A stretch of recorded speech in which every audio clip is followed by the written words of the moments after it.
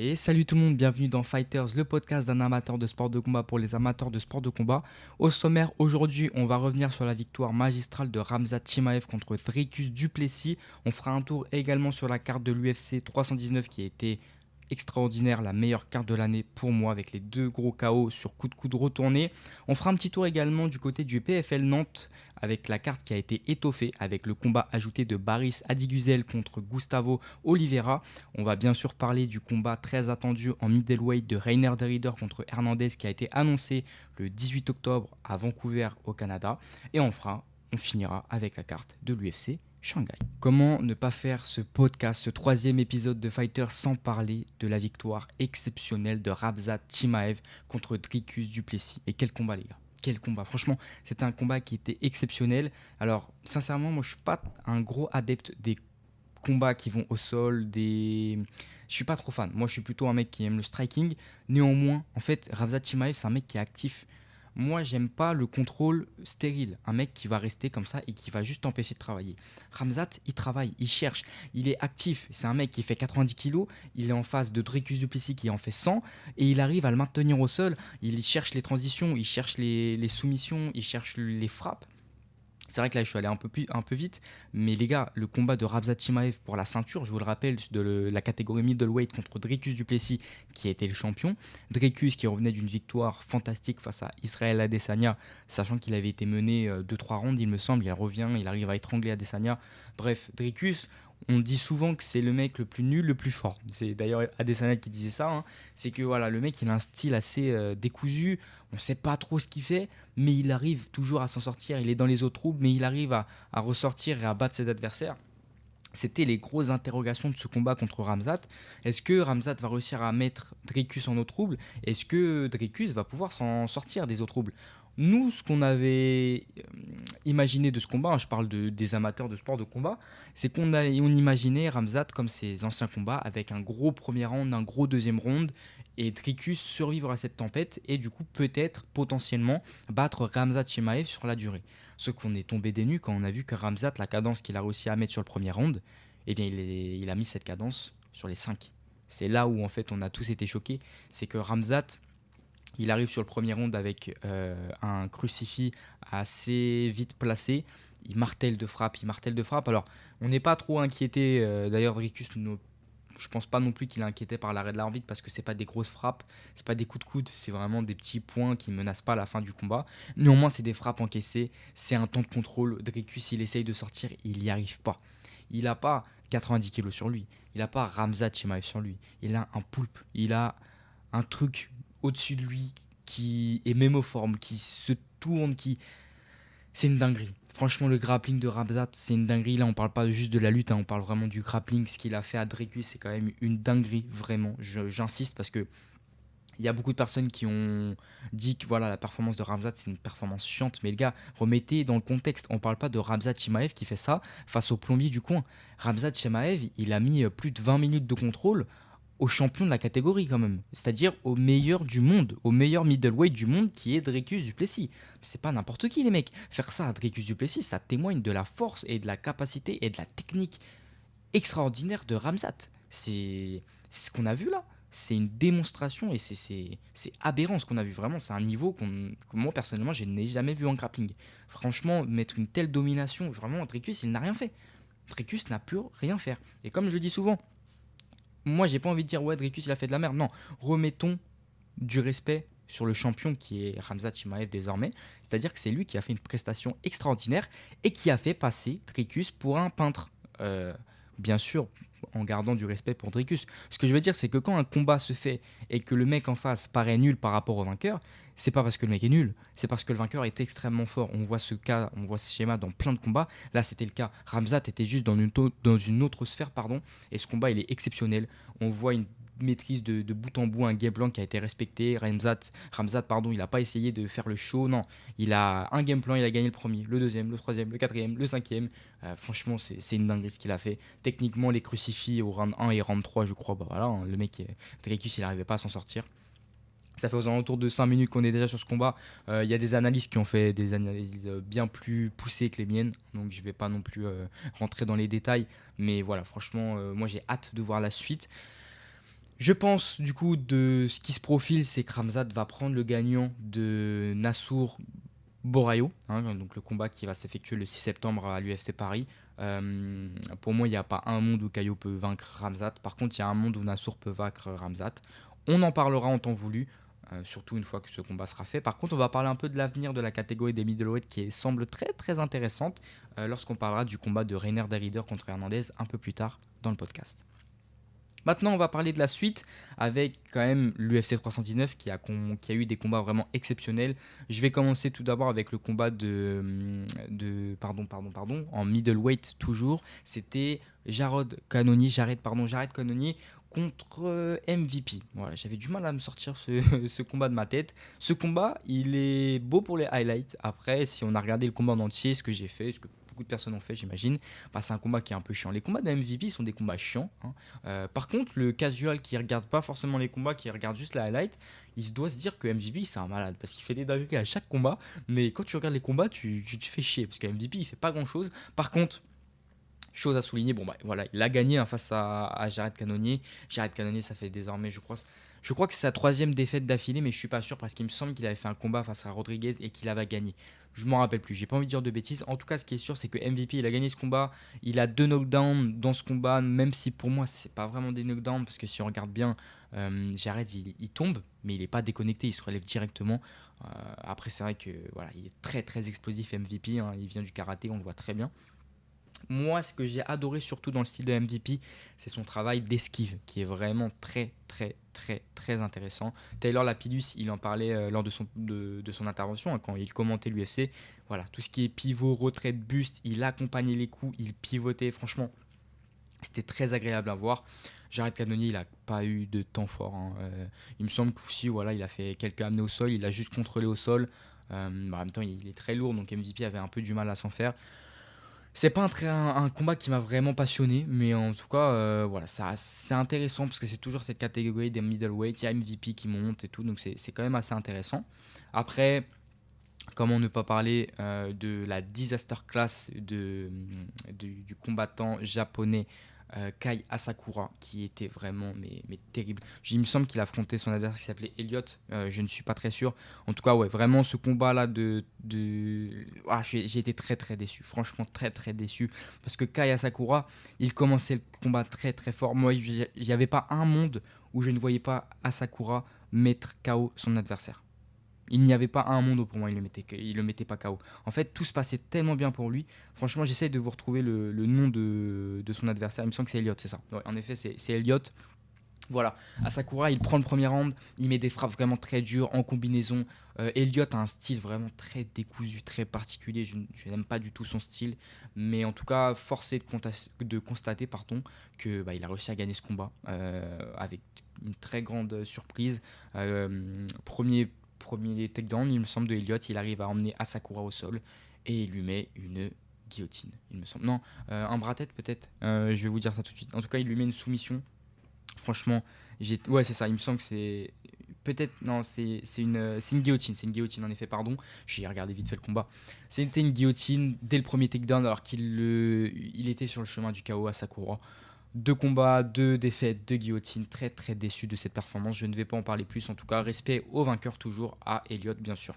Ensuite, très très gros combat également exceptionnel de Carlos Prates contre Neil bien sûr. J'espère que c'est Carlos, hein, parce que j'ai dit une dinguerie, mais il me semble que c'est Prates. En tout cas, Prates contre Geoff Neal, combat très très intéressant. Et pareil, un énorme finish, un gros coup de coude retourné. En fait, on arrive juste avant le coup de coude retourné, il met un coup euh, de haut vers en bas. Je sais plus comment ça s'appelle. Bref, c'est des coups de coude en Muay Thai qu'on voit vraiment de haut en bas comme ça, parce que Prates vient du Muay Thai. Juste après, il enchaîne sur un coup de coude retourné imprévisible. Geoff Neal, il s'empale dessus. C'est terrible pour Geoff Neal. Mais on voyait que plus les rounds passaient, il me semble que ce KO est sur la fin du premier round ou du deuxième, quelque chose comme ça, je ne me rappelle plus trop, parce que ça fait une semaine que la carte est passée tout de même. En tout cas, il était sur la fin du round, je crois que le KO est arrivé une seconde avant la fin. Et vraiment, Prates était en train de prendre l'ascendant, en voyant striking, il touchait, il ne se faisait pas toucher. Et, bah voilà, ça a payé, il a réussi à mettre son KO. Et enfin, bien sûr, le combat de Aaron Pico contre Liron Murphy. Aïe, aïe, aïe. Au début, quand le combat commence, Murphy se prend quelques pêches quand même, hein, quelques gros combos. Et Aaron Pico, voilà, c'était son combat d'entrée à l'UFC. Une belle carrière au PFL, un jeune combattant. Et donc on en attendait beaucoup. Pico était très nerveux, très agressif. Et je voyais bien Murphy se prendre son KO, hein. Parce que sincèrement, dès le début du combat, il est vraiment sous pression. Il est collé à la cage. Pico, il met une pression monstre. Et je me dis, ah, ok, peut-être que Aaron Pico va réussir. Voilà, il combinait très bien corps-tête, lutte également, avec des menaces de takedown, puis après il revenait à la tête avec des crochets larges et tout. Franchement, j'ai été vraiment très surpris.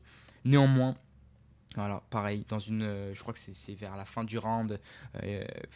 Voilà, gros KO de Leron Murphy. Encore un coup de coude retourné. Je vous invite à regarder ces coups. C'est peut-être les pires coups qui peuvent arriver. C'est les coups de retourné, hein. Tout ce qui est coup de pied retourné, coup de coude retourné. C'est l'imprévisibilité la plus totale. Donc quand vous prenez un coup comme ça, c'est très dur d'en revenir. Et là, franchement, bah, c'est clair que Aaron Pico, ça va lui faire du mal, je pense. Parce que premier combat à l'UFC, grosse pression, bon début de round. Et malgré tout, tu te prends un gros KO comme ça, va falloir être très fort pour revenir. En tout cas, grosse carte de l'UFC 319. Sincèrement, moi j'ai été choqué. L'UFC 319, je l'ai trouvé exceptionnel, que des gros combats, franchement excellent. Non, excellent, moi j'ai surkiffé. Et en plus, voilà, bien sûr, ce couronnement de Khamzat Chimaev, on l'attendait depuis maintenant beaucoup de temps, donc c'est clair que ça fait plaisir, hein. C'est vrai que voilà, on a fait le tour de cette carte exceptionnelle. Franchement, hâte de voir les autres cartes, bien sûr, parce que là, c'est vrai qu'il y a eu beaucoup de piquants. On va revenir de toute façon sur l'UFC Shanghai de la semaine prochaine. Par contre, maintenant, on va passer encore à autre chose quand même. On va parler du PFL Nantes. PFL Nantes, pardon, exceptionnel, parce qu'on a eu le deuxième combat dévoilé. Baris Adigüzel contre Gustavo Oliveira. Vous me direz sûrement qui est Gustavo Oliveira. Eh bien, Gustavo Oliveira, mesdames et messieurs, c'est un jeune Portugais qui a mis KO un ancien combattant français, enfin ancien combattant, en tout cas le combattant français qui était au tournoi du PFL. Je ne me rappelle plus de son nom, mais en tout cas, voilà, il s'était pris un coup de coude retourné vraiment méchant, encore une fois. Et donc, Baris Adigüzel, hein, qui était l'ancien champion, je dis ancien parce que du coup maintenant il n'est plus à l'Hexagone, c'était l'ancien et champion Hexagone qui avait battu beaucoup de ses adversaires. Son dernier KO, c'était par un coup de genou vraiment très méchant qui était au niveau du plexus foie. Franchement, il était très méchant ce coup de genou. En tout cas, j'ai hâte de voir ce combat. Franchement, ça va être magnifique. Voilà, magnifique, hein, dans la catégorie des moins de 61 kilos lorsqu'il était à l'Hexagone. Franchement, gros combat. C'est encore le 26 septembre à Nantes. Grosse carte. J'espère y être parce que franchement, pour l'instant, entre Kevin Jousset et Abdul Abdouragimov et là, ce Gustavo Oliveira, Baris Adigüzel, franchement, j'ai hâte de voir cette carte. Bien sûr, on va parler également de l'annonce de cette semaine. Rainer Derrider contre Fluffy, contre Hernandez. Franchement, dans la catégorie des middleweight, on pouvait peut-être penser que Rainer Derrider pourrait prétendre en tout cas un title fight contre Khamzat Chimaev, puisqu'il avait fait une belle performance face à Robert Whittaker ces dernières semaines. Néanmoins, Hernandez a fait également une très bonne performance face à Roman Dolidze il y a quelques semaines également. Et donc, quel match-up incroyable. Pour une fois, je remercie l'UFC de faire un match-up qui est vraiment sympa, puisqu'ici, on va retrouver Rainer Derrider contre Fluffy, contre Hernandez. Voilà. Donc, franchement, Rainer Derrider qui, pareil, a un style assez étrange. Voilà, il a un grappling assez défensif, son striking, il n'est pas exceptionnel, même s'il a un excellent coup de genou. Son coup de genou arrière, il est exceptionnel. Vraiment, il le met tout le temps, il est tellement beau, tellement brutal, tellement vif et il arrive à vraiment prendre une très grande portée.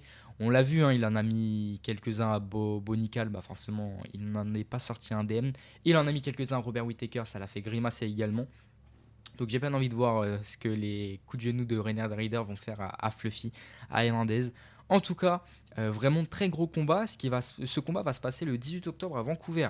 Je vous l'ai dit, le potentiel contenders pour la ceinture, ça sera, je pense, hein, il me semble que c'est ce qui est prévu, le vainqueur de Caio Borraio contre Nassourdine Imavov. Le combat se fait le 6 septembre à l'UFC Paris, et donc on va vite avoir du coup la réponse. Qui va combattre Khamzat Chimaev pour la ceinture? Est-ce que la ceinture se défendra à Abu Dhabi, hein, qui je crois en octobre ou en novembre, la carte? C'est fort probable. En tout cas, on a directement, normalement, le prochain contenders pour la ceinture. Je pense que le vainqueur de Reiner Derrider ou Hernandez. Alors je dis des bêtises, hein. En effet, je pense que le combat Reiner Derrider Hernandez va sortir en fait le mec qui pourra affronter Dricus. Je pense que Dricus va prendre le vainqueur de Reiner Derrider contre Hernandez pour pouvoir après avoir une autre chance pour la ceinture. Je pense. On verra comment c'est fait. En tout cas, je trouve que c'est un match-up qui est vraiment très très intelligent. La catégorie des middleweight, elle est exceptionnelle. Franchement, sincèrement, je pense que là, c'est une des catégories que je préfère le plus parce que tout le monde est actif. Il y a des gros match-up. Il y a MVP, il y a Cannonier, il y a Derrider, il y a Hernandez, il y a Nassau, il y a Borayo, il y a Dricus. Il y a vraiment beaucoup, beaucoup de monde. Donc, franchement, hâte de voir la suite. Hâte de voir potentiellement le combat Nassau-Ramzat. C'est un combat qu'on va essayer bien sûr de débriefer dans ce podcast Fighters. On va terminer avec le dernier UFC. Je ne sais pas pourquoi je dis le dernier UFC, mais bien sûr l'UFC à Shanghai. On a un UFC à Shanghai qui va être, préparez-vous, à 13h. Et oui, on va regarder un UFC gratuitement sur Twitch à 13h, puisque forcément il y a un énorme décalage horaire, puisque c'est en Chine. En tout cas, Shanghai, voilà, UFC à Shanghai à 13h, c'est gratuit sur Twitch pour ceux qui ont envie de regarder. C'est à 13h, c'est sur la chaîne de RMC Sport ce samedi. Donc j'ai bien envie de voir cette UFC, puisqu'il y a des combats qui sont quand même très intéressants. J'ai les combats sous mes yeux. On va retrouver en flyweight le combat de Kavanagh contre Johnson, je ne connais pas. On va retrouver aussi en light heavyweight Sati Baldiev contre Nurgozai. En light heavyweight, je ne connais pas non plus. Bon, je pense que c'est des gens qui ne sont pas classés pour l'instant tout du moins. On a Michel Pereira quand même en middleweight contre Do Chaos. Pareil, je ne connais pas, sauf Pereira. Je ne suis pas très fan du combattant. Par contre, là, ça se corse. Ça se corse des combats vraiment très très intéressants. Puisqu'en heavyweight, on va retrouver le combat de Pavlovich contre Cortés Acosta. Je ne connais pas Cortés Acosta en heavyweight. Voilà, sûrement. Ouais, je connais pas. J'ai pas fait attention en tout cas à ce combattant. Est-ce que Pavlovich va pouvoir se relancer, sachant que voilà, Pavlovich il est quand même un peu vieux, il a un style qui n'est pas très très étoffé. C'est un combat qui est intéressant. On a bien sûr le common event Ortega contre Sterling, gros combat en featherweight. Je vous rappelle, mais Sterling c'était un combattant qui combattait en moins de 61 kilos. Il avait pris la ceinture, il avait battu Petroyan par disqualification, il s'était fait battre par O'Malley, il s'était fait prendre un KO. Et suite à ce combat, il a décidé de monter en featherweight, donc en moins de 66 kg. Ce combat face à Ortega, il est très intéressant puisque c'est deux experts du sol. On a Sterling qui est plutôt lutte, tandis qu'Ortega c'est plutôt jiu-jitsu. Sterling a un bon striking également. Moi j'ai bien envie de voir ce combat, franchement ça peut être intéressant, surtout que voilà, c'est des mecs qui sont quand même assez bien classés. Alex Volkanovski est le champion, on a le combat à l'UFC Noche qui va se faire entre Jean Silva et puis Diego Lopez, donc pareil, très intéressant sur la suite de la KT, c'est en featherweight, en moins de 66 kg. Et enfin, on a le main event. Sincèrement, moi je pense que c'est une fin de carrière, voilà, je le dis. Je pense que c'est une fin de carrière pour Walker, Johnny Walker, qui affrontera Zhang, un prospect chinois dans la catégorie des light heavyweight qui pète que des gros KO, que des gros KO. C'est le seul chinois de la main card. Sinon, il y a beaucoup de chinois qui sont en prélim, mais c'est le seul chinois de la main card. Voilà, je pense qu'il est là pour abattre Zhang. Il est vraiment là pour abattre. Walker, il a plus du tout de menton. Voilà, moi j'ai vu pas mal de vidéos de sparring où Walker se fait allumer, il tient plus debout. Je sais pas ce qu'il a fait dans sa préparation, dans sa carrière, mais là c'est vraiment très grave ce qui arrive. Et pour moi c'est une fin de carrière. En tout cas, voilà, est-ce qu'il va déposer les gants, je ne sais pas. Mais là s'il perd face à Zhang, voilà, il sera même plus classé, je crois. Je sais même pas si. Enfin, là ça va être très compliqué pour moi. Il n'y a pas un monde où Walker il gagne ce combat. De ce que j'ai vu de Zhang, voilà, c'est une grosse brute épaisse qui fait très très mal. Donc j'ai bien envie de voir ce combat. En tout cas, c'est une très belle fight night à Shanghai, franchement. En plus, c'est à 13h, donc on va pouvoir regarder ça soit le midi pour ceux qui mangent, soit l'après-midi, soit tôt en soirée lors de la rediffusion. Moi, j'ai hâte de voir ça, c'est le 23 août, donc c'est justement ce week-end à 13h, ce samedi soir. Je pense qu'on a parlé de pas mal de choses dans ce Fighters. Je travaille en ce moment, je réfléchis bien sûr à essayer d'instaurer un petit jingle, des petites musiques, des petites catégories, des choses comme ça. C'est le 3e épisode, donc déjà là j'essaye de prendre l'habitude d'enregistrer le podcast, d'avoir un rythme assez régulier pour que ce podcast vous l'ayez au moins tous les jeudis, tous les vendredis avant l'UFC. Donc voilà, je travaille sur ça, la régularité c'est le plus important. Le plus important pour moi, c'est de sortir cet épisode. Et plus après, ça deviendra mécanique pour moi, plus. Parce que bon, forcément, uploader un épisode, c'est pas forcément facile au début, mais après, ça devient de plus en plus simple. Une fois que cette étape elle sera terminée, après, je pourrai me concentrer sur tout ce qui est finition, les jingles, les montages, les trucs comme ça. Le plus important pour moi, c'est d'abord de vous sortir le produit et puis après de le peaufiner, puisque je ne suis pas là pour faire seulement 4 épisodes de Fighters, hein. J'espère que ce podcast perdurera. J'espère qu'il vous plaît également. Euh, N'hésitez pas également à me faire des petites réflexions, hein, si ce n'est sur la qualité du son, si il y a des choses que vous vouliez apercevoir dans ce podcast. Comme je vous l'ai dit, voilà, la structure globale du podcast, ça serait l'UFC récap, donc en début de podcast, les news de la semaine, hein, donc là voilà, je vous ai parlé un peu du PFL Nantes, la future catégorie des middleweight, enfin le futur de la catégorie middleweight, pardon, et puis voilà, les news de la semaine au milieu, le récap de l'UFC au début, et puis l'UFC de la semaine prochaine, bien sûr, en fin d'épisode. Et je vous l'ai dit, hein, si après il y a des news qui sont importantes dans le milieu des sports de combat, j'en ferai part. C'est vrai qu'il y a là le combat de Saladin Parnasse qui va se faire aussi en boxe anglaise, donc j'en parlerai en temps voulu. Il y a également eu une petite annonce de boxe anglaise, un combat d'exhibition pardon, entre Gervonta Davis et Jake Paul. Je n'en parlerai pas plus, hein, c'est pas quelque chose qui m'intéresse forcément. En tout cas, voilà, donc n'hésitez pas à me faire des retours, toujours hein, à mettre 5 étoiles sur les applications de podcast, à commenter, à partager, ça fait plaisir. Et voilà, comme je vous l'ai dit, ne vous inquiétez pas, je n'ai pas envie de rester dans ma zone de confort. Ce podcast est voué à évoluer, j'y vais essayer d'en faire quelque chose de très qualitatif.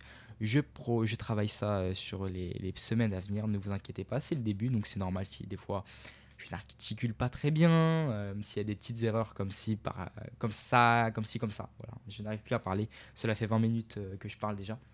C'est déjà beaucoup, hein. Si vous êtes arrivé là, franchement, vous êtes courageux, hein, parce que c'est dur de m'écouter parler pendant 20 minutes. En tout cas, voilà, donc n'hésitez pas à me partager vos retours. Moi, je travaille à améliorer ce podcast. Et on se dit à la semaine prochaine pour un nouvel épisode de Fighters.